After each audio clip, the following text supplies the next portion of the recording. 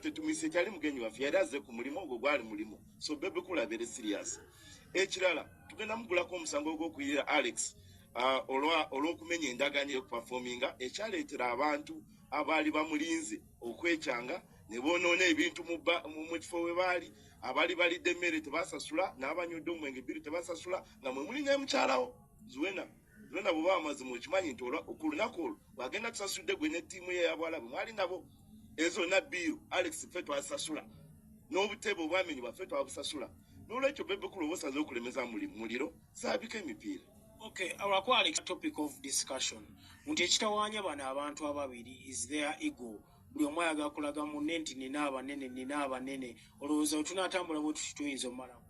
No, Alex muntu musajja mugonvu era olaba ensonga zino bwe zagireetebwa mu kooti Alex yampa instruction emu nanga lutalo saagala kulwana ne Bebe Cool kuba omukwano gwange genda mu kooti saba ekintu kimu kooti etuwa omukisa tuteeseganye era bwe najja mu kooti sina kigambo kyala kye nayogera ne kati oli gwe twagala tuteeseganye ye tayagala kulaga nti ayagala lutalo kati aba ayagala lutalo then tulwane tetulina kyakola bino gano mateeka.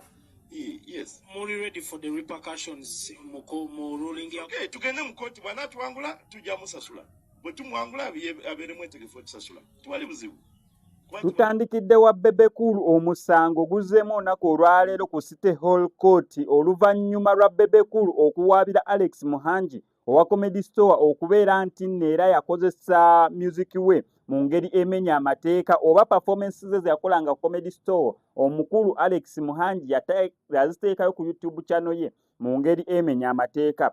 We lutuukidde olunaku olwaleero ng'omulundi ogwasookera ddala bano okugenda mu kooti yabagoba ne bagamba tubawaddeyo omukisa gwa weeks 2 mugende wabweru wa kooti musobole okubeera nga mutabagana mmwe ababiri. Amakulu mu kyo kooti yabagamba tubawadde omukisa oba musobole gwe Alex Muhangi n'oyita Bebe Cool ne musisinkana omusango guneeno ne musobola okubeera nga mubiteesaako outside court ekyagaanye. Okusinziira ku looya wa Alex Muhangi agamba bagezezzaako okubeera nga bayita Bebe Cool mu meeting eziwera ddala 2 nga Bebe Cool talabikako. Mbu neeyasembayo Bebe Cool yakanya bagamba nzija ne balinda okuva ssaawa 12 ez'olweggulo paka ssaawa 11 ez'okumakya nga batudde mu bbaala balinda Bebe Cool abagamba kimu nzija.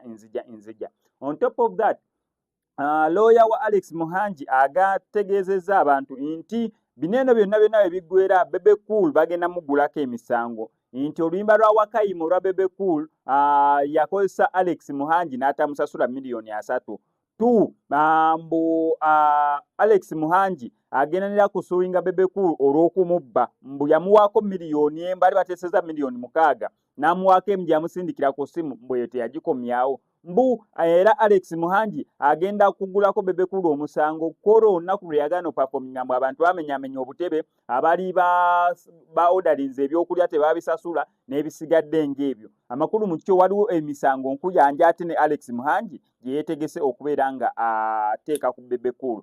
Bigenda kuggwerawa olunaku olwaleero lwa kooti ngenda kukomawo nkubuulire kooti ki kyesazeewo ku musango wa Bebe Cool wamu ne Alex Muhangi. Naye sofa ebadde mu kooti bye bino.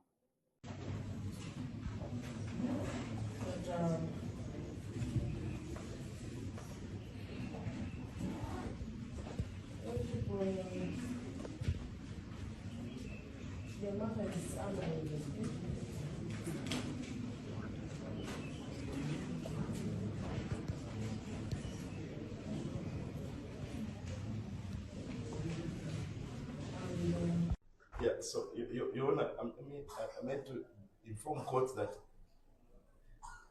Bebe Cool made us wait for him from 4 p.m. from 6 p.m. up to 4 a.m. As he kept promising he was coming to the meeting and he didn't come. So, in sum, Your Honor, mediation or reconciliation has failed.